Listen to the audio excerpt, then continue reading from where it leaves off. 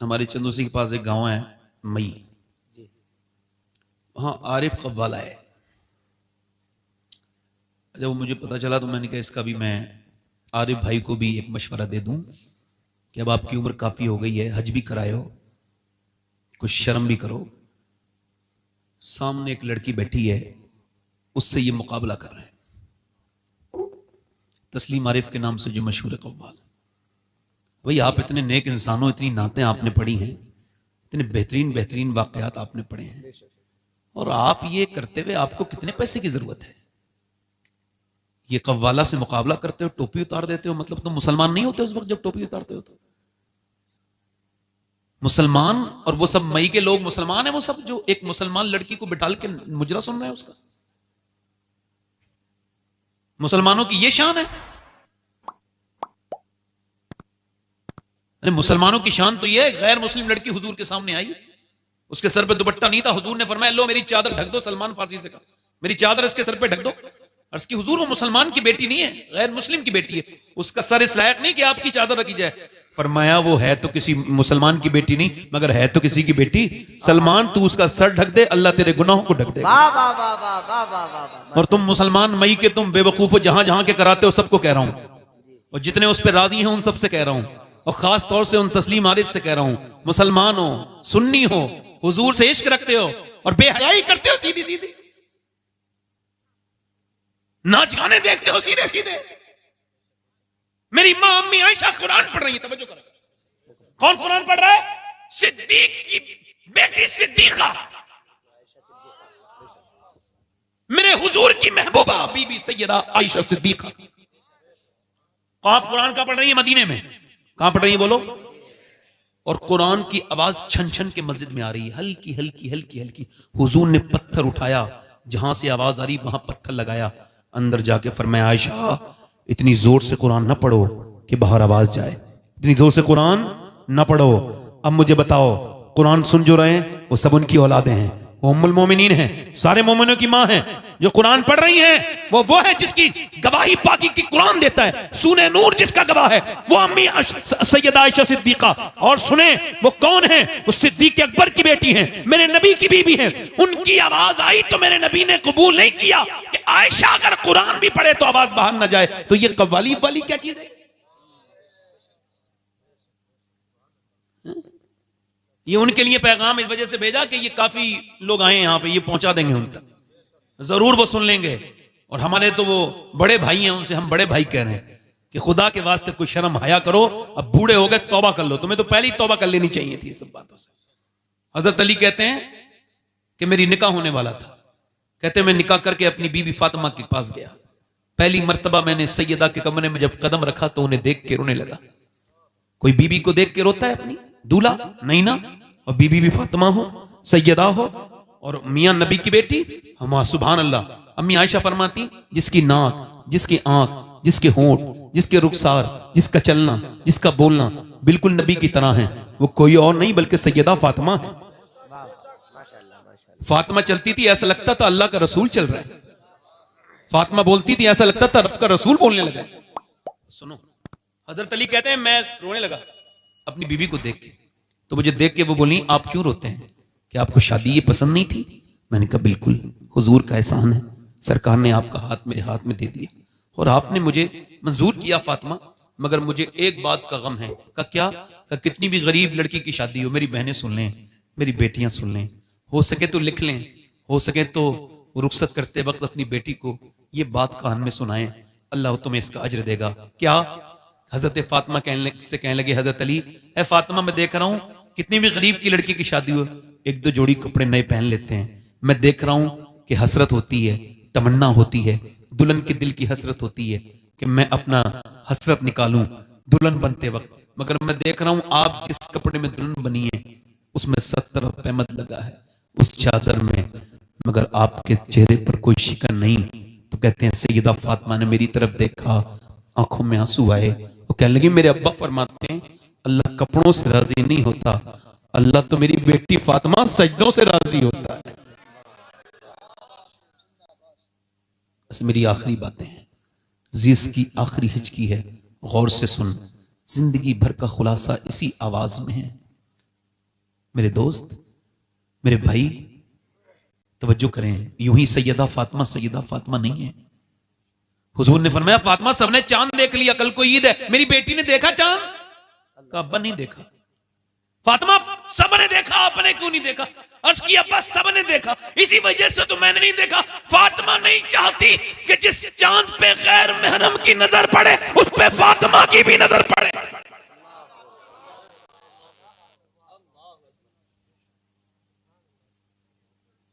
हुजूर की बेटी दुनिया से जा रही है, आखिरी बात सुन लो मेरी बहन सुन लो। दुनिया से वो जा रही है जिसने हसन हुसैन पाल के दिया दुनिया को, और हुजूर के बाद 6 साल 6 महीने तक दुनिया में रही। 26-27 साल की उम्र थी। हुजूर ने फरमाया जिसके दिल में मेरी फातिमा की मोहब्बत है वो जन्नती है, वो हाँ। दुनिया से जा रही हैं, रो रही हैं नबी की बेटी। हजरत अली कहते हैं मुझसे कहा आज मैं अपने अब्बा से मिल जाऊंगी। कहते हैं मैंने पूछा तो रोती क्यों है? अस्मा बिनते उमैस बैठी थी, हजरत अबू बकर सिद्दीक की बीबी। वो कहती मैं खादिमा थी उस दौरान।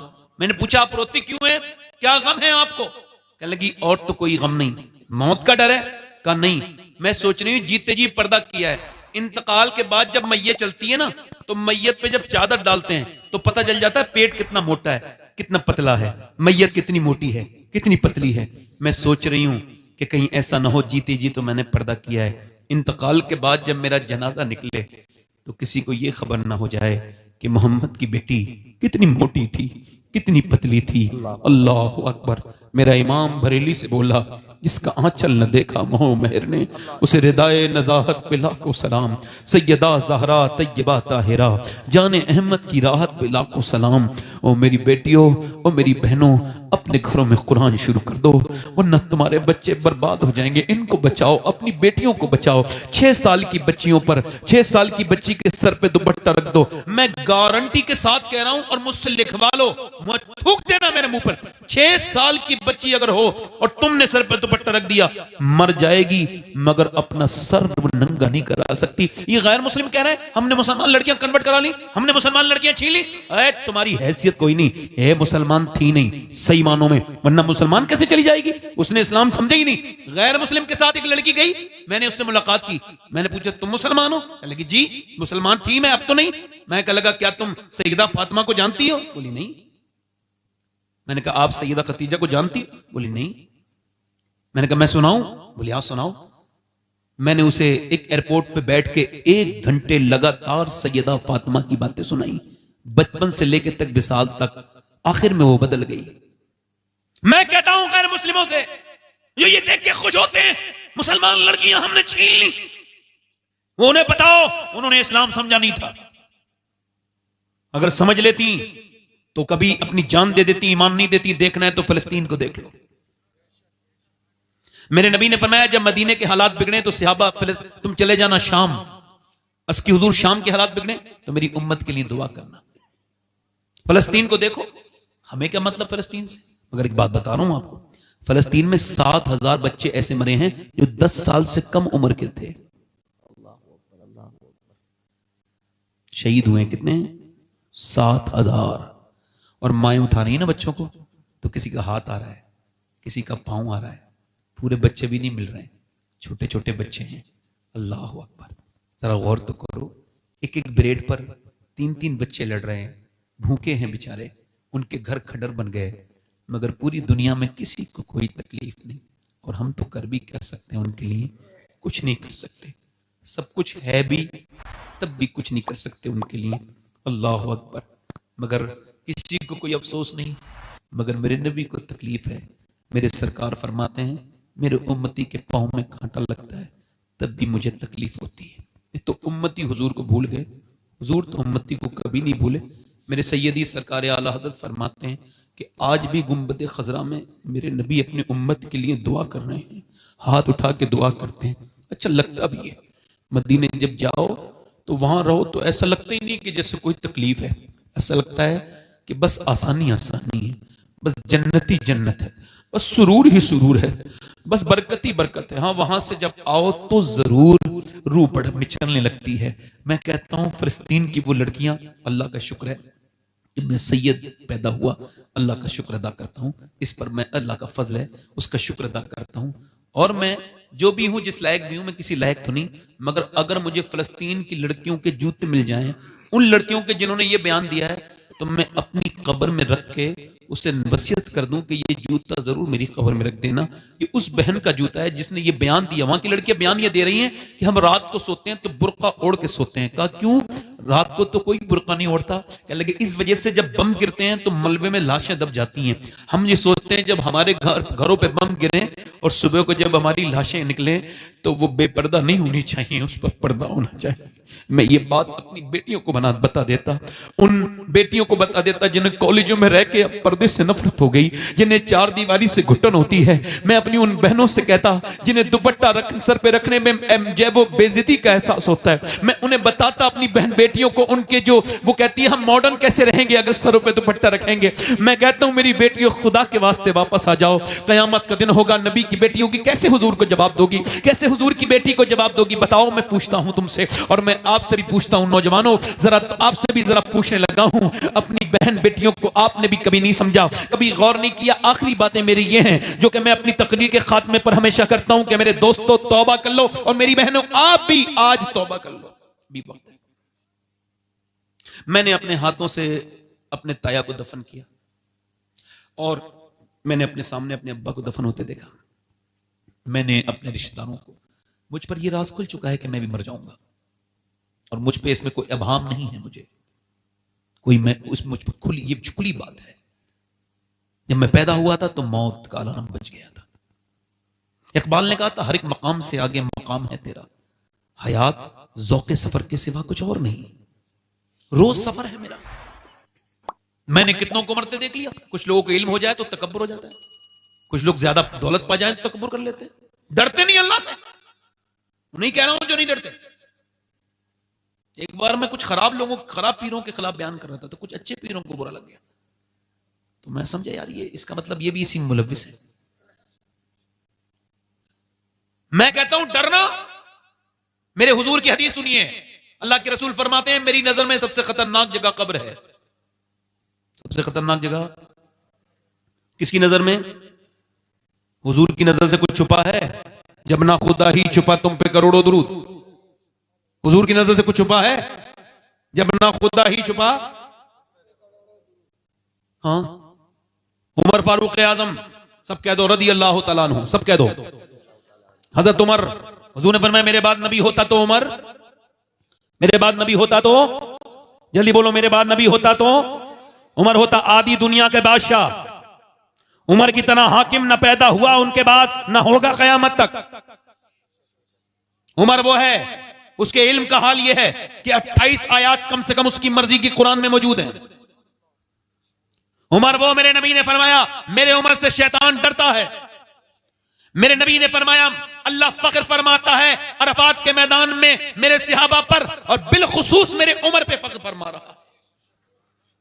उमर के जब तलवार वो मारा गया, चाकू, आंख फट गई, दूध पिया, आंख से निकल गया, और जब आंख से निकला दूध, आपने कहा मौत करीब है, मेरे सर जमीन पे रख, नहीं रखा। अब्दुल्ला बेटे मेरा सर जमीन पे रख दे, नहीं रखा। अब्दुल्ला सर जमीन पे रख दे, नहीं रखा। बेटे मेरा सर जमीन पे रख दे। तो जब सर जमीन पे रखा तो उमर ने अपनी नाक मिट्टी में रगड़ी मदीने की, और कहने लगे ऐ अल्लाह, लोग कहते हैं उमर ये है, उमर वो है, मगर उमर तो तेरी बारगाह का मुजरिम है, मोहताज है। अगर आज तूने उमर को ना बख्शा तो उमर बर्बाद हो जाएगा। मेरी मौत का वक्त है और मैं तुझसे मिलने ही वाला हूं, मुझ पे करम कर दे, मुझे माफ कर दे। बड़ी सख्त है मौत। आपने कभी पोस्टमार्टम होते हुए देखा है लोगों को? मैंने देखा है, मैंने देखा है, पोस्टमार्टम देखा है मैंने। पहले वो चीरते थे उससे छेनी हथौड़ी से, अब ऐसा नहीं करते, अपडेट हो गए। अब ऊपर से डालते हैं और फाड़ते हुए ले जाते हैं, ग्लेंडर, लकड़ी काटने वाला, ऐसे करके पूरा फाड़ देते हैं। जो भी चीजें उन्हें निकालनी होती हैं वो निकालते हैं।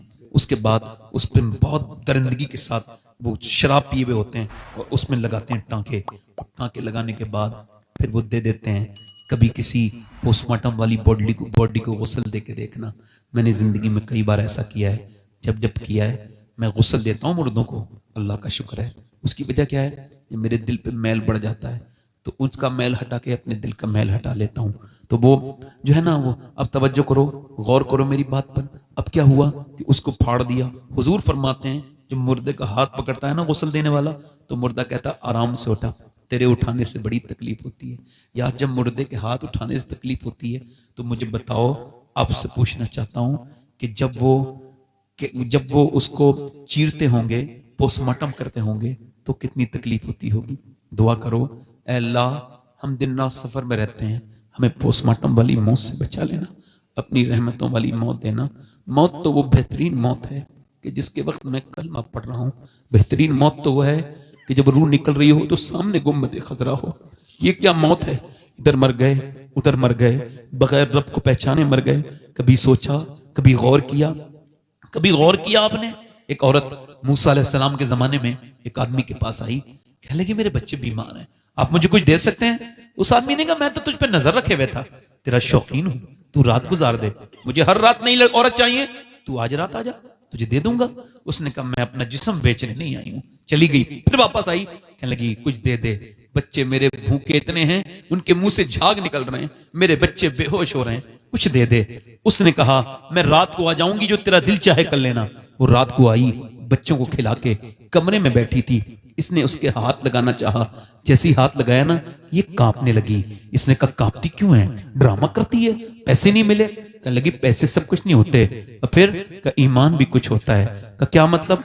का जब मैं नमाज पढ़ती हूँ, सजदा करती हूँ, तब भी अल्लाह देखता है, और जब मैं तुझसे जिस्म बेच रही हूँ तब भी मेरा मालिक देख रहा है। और मैं अपने मालिक से यही कह रही हूँ, ऐ मेरे बेपनाह ताकतों वाले, अगर मैं मां ना होती, बच्चे मेरे भूखे ना होते, तो कभी जिस्म न बेचती।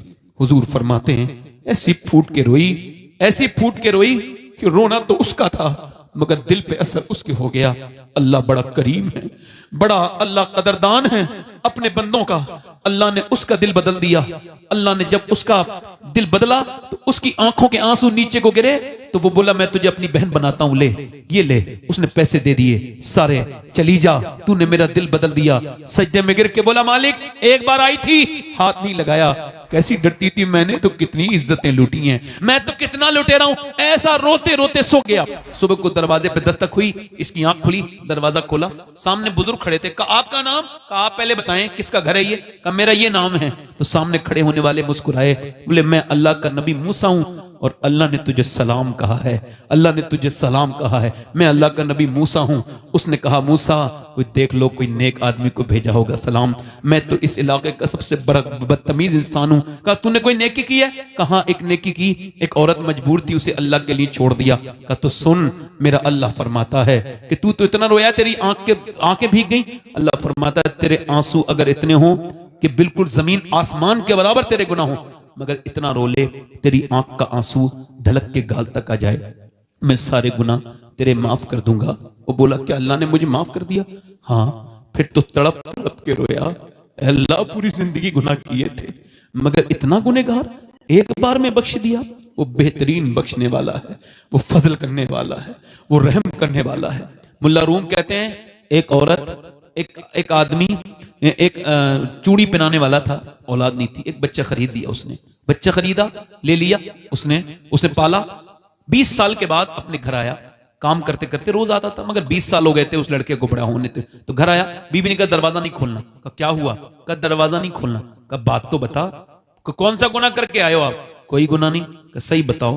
कहा एक गुनाह किया, आज एक लड़की को चूड़ी पहना रहा था, उसका हाथ पसंद आ गया, मैंने पकड़ लिया था थोड़ी देर, और थोड़ा सा हाथ फिर आया उस पर, मगर फिर याद आया अल्लाह देख रहा है तो छोड़ दिया। कहा अंदर आ जा, मैंने जिसे ना अपना बेटा बना के पाला है, वो जिसे हम पालते हैं बेटा बना के, उसने आज मेरा गलत तरीके से हाथ पकड़ लिया था। मैं समझ गई कि जरूर मेरे आदमी ने किसी की इज्जत पे हाथ डाला है, जो आज मेरे घर में मेरी इज्जत पे हाथ डाला है। वो रो के, मुल्ला रूम कहते हैं वो आदमी रोया और रो के बोला मालिक मेरी बेटियों की, मेरी बहनों की हिफाजत कर ले। मैं कहता हूं मेरे दोस्तों तौबा कर लो, एक आंसू बहाओ उसके सामने। आंसू आपका 1 रुपए का भी नहीं बिकेगा, बेचिए देखना, टीन का पीपा बिक जाएगा मगर आंसू नहीं बिकेगा। अल्लाह फरमाता है मैं बहुत महंगा खरीदता हूं, एक आंसू में जन्नत दे देता हूं, एक आंसू में। आंसुओं का बेहतरीन कदरदान अल्लाह है, बख्शने वाला है। आपको इसी वजह से पैदा किया है कि आप उसकी इबादत करें, उसके सामने रोएं। और आज बता रहा हूं, पूरी जिंदगी 2 लफ्जों में बयान करके जा रहा हूं। हजरत इमाम हसन बसरी से किसी ने पूछा दीन समझा दें 2 लफ्जों में, तो उन्होंने कहा कि अल्लाह के सामने रोने का नाम दीन है, बंदों के सामने मुस्कुराने का नाम दीन है।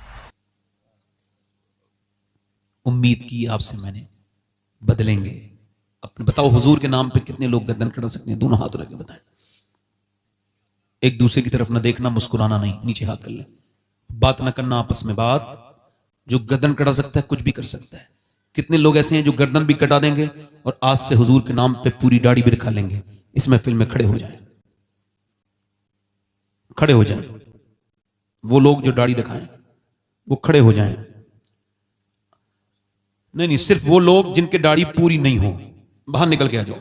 दोनों बाहर निकल के आ जाओ। आप भी आ जाओ, आ जाओ, आ जाओ। आप एक दूसरे को मत देखो। जब मैं मरूंगा तो कोई मुझे नहीं देखेगा। कोई कब्र पे नहीं लौटता। जो आप देखते हो किसी को, जिसके दाढ़ी कटी भी हो या मुंडी भी हो, बाहर आ जाए। जो मदरसे का बच्चा हो वो न खड़ा हो, नहीं तो इनके तो निसाब में। आप आ जाओ। बैठ। आपकी दाढ़ी पूरी है? अच्छा, पूरी नहीं है तो आ जाओ। कटी भी है तो आओ, बाहर निकल के आओ। देखो, एक दूसरे की तरफ ना देखो, सब इधर देखो। कब्र के अंदर ये 3 लड़के आ गए, इधर आ जाओ। शुक्रिया भाई, जज़ाकल्लाह, अल्लाह आपको बदला देगा। इधर देखो, कब्र में सब मिट्टी डाल के आएंगे नहीं? तो जिन्हें कब्र के बाहर रहना है उसे दिल में मत रखो। ये दाढ़ी उसकी सुन्नत है जो कब्र में तशरीफ लेकर के आएंगे। कोई 5वां आशिक़ रसूल है इस महफिल रसूल में? आओ। अगर किसी के साथ कोई दफन होता हो तो दुनिया के लिए मत रखाओ दाढ़ी। जिस दुनिया वालों के लिए हुजूर की सुन्नत को मुड़ा रहे हो, ये सब तुम्हें दफन करके आएंगे, पलट के भी नहीं देखेंगे। कब्र में वही सरकार आएंगे जिनकी ये सुन्नत है दाढ़ी। और कोई लड़का इस वजह से दाढ़ी ना रखा रहा हो कि शादी नहीं होगी। अच्छी लड़की, खूबसूरत लड़की चाहिए, नेक लड़की चाहिए। और अगर अपनी अच्छी जिंदगी गुजारना चाहते हो तो शादी से पहले दाढ़ी रखाओ। क्योंकि किसी भी दाढ़ी वाले को कोई भी बेहुदा, बेशरम, बेगैरत लड़की पसंद नहीं करेगी। दाढ़ी वाले को सिर्फ दीनदार लड़की ही पसंद करती है। ये 6 हो गए। कोई 2-3 लोग और हैं आशिक़ रसूल?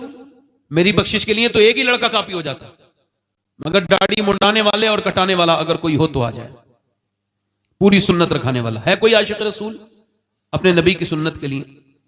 आ जाओ। दाढ़ी छोटी है, ये पूरी नहीं, आ जाओ, पूरी कर लेना माशाअल्लाह। देखो, दाढ़ी 1 मुश्त होनी चाहिए। कितनी भाई फारूक भाई? 1 मुश्त या 4 अंगुष्ठ। और वो नपेगी यहां से, यहां से नीचे नजर आनी चाहिए, ठीक है? उससे कम नहीं, ये वाजिब है। इससे कम रखना हराम है। 1 2 3 4 5 6 7 8 2 और हो जाएं तो इमाम हुसैन की 10वीं हो जाएगी। 2 जिनकी छोटी दाढ़ी हो आ जाए, मौका अच्छा है, अल्लाह पर फजल फरमाएगा। मेरे दोस्त आ जाएं, देर न करें, मेहरबानी करें। है कोई आशिक़ रसूल? 2 आशिक़ रसूल और खड़े हो जाएं, दीवाने। कोई है? एक और आ जाए तो फिर हमारा तो पूरी माशाल्लाह। मैंने तो 2 मांगे थे, ये 3 आ गए। सुभान अल्लाह। 11वीं हो गई गौस पाक की, है ना? 12वीं हो गई। सुभान अल्लाह। तो वो 12वीं भी सुन्नी करते हैं। मगर नौजवानों, एक बात याद रखना। देखो, मैं कोई दावा नहीं कर रहा हूं, मगर चूंकि ये हुजूर की सुन्नत है इस वजह से ये तुम्हें वादा कर रहा हूं। अगर आप अपनी दाढ़ी पे कायम रहे तो मदीने से मदद देखा करोगे, मदीने से मदद होगी तुम्हारी हमेशा। याद रखना, याद रखना। मोहब्बत हुजूर से करो। आज तक हर किसी का आशिक मजनू होते देखा। जिसे लैला नहीं मिली वो मजनू हो गया, है ना? और कभी कभी लैला मिलकर भी मजनू बना देती है। एक आदमी पागल खाने में गया ना, तो एक आदमी कह रहा था लैला लैला लैला। क्या हुआ कि लैला नहीं मिली? आगे बढ़ा, आगे बढ़ा तो एक आदमी फिर कह रहा था लैला लैला। ये भी सेम कैसे? का नहीं, डिफरेंट है, तजाद है। इसे उसे नहीं मिली थी तो वो मजनू हो गया, पागल हो गया। इसे मिल गई तो लैला ने इसे पागल कर दिया। तो लैला का हिसाब ये, मिले तो पागल, न मिले तो पागल। ऐसे की मोहब्बत में क्यों लग रहे हो? मिले तो पागल, न मिले तो पागल। मोहब्बत इसे करो, मिल जाए तो बिलाल हबशी, न मिले तो फिर उबैद करनी। वाह वाह वाह वाह वाह जिंदाबाद जिंदाबाद आहा वाह वाह वाह वाह वाह वाह वाह माशाअल्लाह। ये 13 हो गए। कोई और आशिक रसूल है? हुजूर से मोहब्बत करो, उठते बैठते सरकार पर दुरूद पढ़ो, उठते बैठ हैं जो ना भूला हम गरीबों को रजा, याद उसकी अपनी आदत कीजिए। मैं तो कोई और नौजवान देख रहा हूं, कोई जलालपुर में किसी को जलाल आए, हुजूर के नाम पर खड़ा हो और कहे भाई मैं हुजूर के लिए खड़ा हो रहा हूं। कोई चौथा आशिक रसूल हो तो खड़ा हो जाए, है कहीं? चले 13 लोग खड़े हो गए। मुझे नौजवानों से उम्मीद भी थी और 14 हो गए। सुभान अल्लाह, जरा जोर से बोलो सुभान अल्लाह। अच्छा, कुछ हमारे बुजुर्ग भी हैं जिनकी दाढ़ियां सफेद हो गई हैं मगर वो अभी मुंडवा रहे हैं। जवानी की तलाश है, वल्लाही अब कयामत आएगी, अब मौत आएगी, जवानी नहीं आएगी। आला हज़रत फरमाते हैं बैल के सींग काट दो तो वो बछड़ा नहीं बनता, रहता तो बैल का बैल ही है। कोई और आशिक रसूल है जो सुन्नत रसूल के लिए खड़ा हो? मैं कहता हूं यार फिलिस्तीन की कोई मदद नहीं कर सकते तो अपनी मदद कर लो। चलो आओ चेहरा हुजूर की सुन्नत के मुताबिक कर लें। एक सुन्नत पर 100 शहीदों का सवाब है। कितने शहीदों का? और कोई आशिक रसूल है? हालांकि मैं आपको सही बताऊं, मैं 10 तकरीर करता हूं तो इतनी मेहनत नहीं लगती इतनी आज एक तकरीर करने में मेहनत लगी, क्योंकि हमारी तरफ का माहौल थोड़ा सा अलग है। यहां मजाकिया लोग हैं ना, यहां पे मजाक करने वाले, लतीफे कहने वाले मौलवी, ये मजाक करने वाले आया करें तो इनसे कहो मौलाना कोई ऐसी आयत पढ़ के सुनाओ कुरान की जिससे हंसी आ जाए। कभी आपने कुरान सुनते पढ़ते पढ़ते किसी को हंसते देखा है?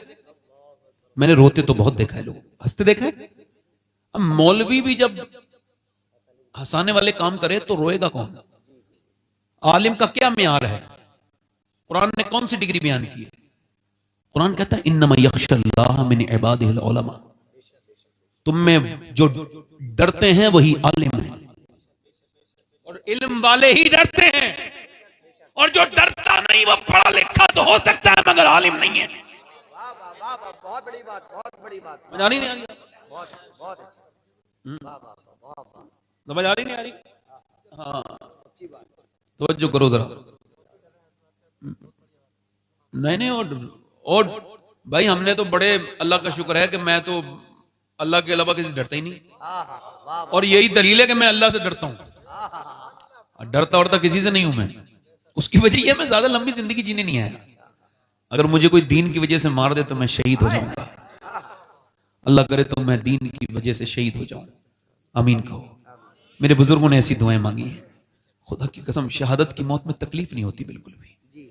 अल्लाह शहादत की मौत अता फरमाए। आप मेरे साथ वादा करो, हाथ उठाओ, मैं आप इसको वादा कराता हूं। कहो हम वादा करते हैं, जिससे दाढ़ी रखने वाले, हम वादा करते हैं आज के बाद न दाढ़ी कटेगी न मुड़ेगी। इन उलमा इकराम की मौजूदगी में हम अहद करते हैं आज से पूरी सुन्नत रखाएंगे नमाजों के साथ। ऐ अल्लाह हमें इस्तिकामत अता फरमा, ऐ अल्लाह हमें नेकियों की तौफीक दे दे। आमीन। बैठ जाए।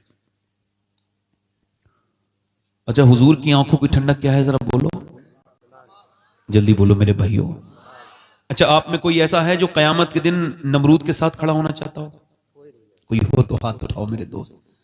कोई फिरौन के साथ खड़ा होना चाहता हो? अबू जहल के साथ? मेरे हुजूर फरमाते हैं मगर हर बेनमाजी जो है ना वो अबू जहल के साथ खड़ा होगा, उतबा के साथ खड़ा होगा, शैबा के साथ खड़ा होगा। एक आदमी ने आके हजरत उमर से कहा हुजूर इधर देखो मैं बर्बाद हो गया। का क्या हुआ? का मैंने जिना कर लिया। तो आपने फरमाया इस पे कौड़े मारो, कौड़े बरसाओ। फिर आपने हजरत अली से कहा यार ये ऐसे डर के आया था, मुझे लगा इसकी नमाज असर कज़ा हो गई हो। मेरे दोस्त इन नमाज को न छोड़ो। तो नमाज हुजूर की आंखों की, दोनों हाथ उठा के बोलो इंशाल्लाह नमाज की पाबंदी करेंगे, इंशाल्लाह अपनी बहन बेटी को पर्दा कराएंगे इंशाल्लाह, और मसलक के आला हजरत पे सख्ती से कायम। और मसलक के आला हजरत क्या है? मसलक के आला हजरत यह है कि आप अपने अकीदे को महफूज रखेंगे।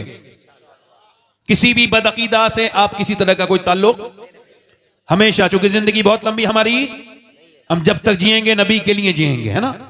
अल्लाह आपको आला हजरत से सच्ची मोहब्बत अता करे, हम सबको अता करे।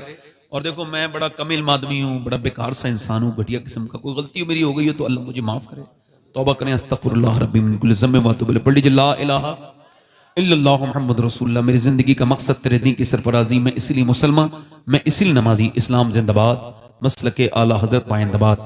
लक़द काना लकुम फ़ी रसूलिल्लाहि उसवतुन हसना, सदक़ल्लाहुल अज़ीम, वमा अलैना इल्लल बलाग। अस्सलामु अलैकुम व रहमतुल्लाहि व बरकातहू। अब बैठे आराम से। अभी हमारे साथ क़ारी ग़ुलाम मुरसलीन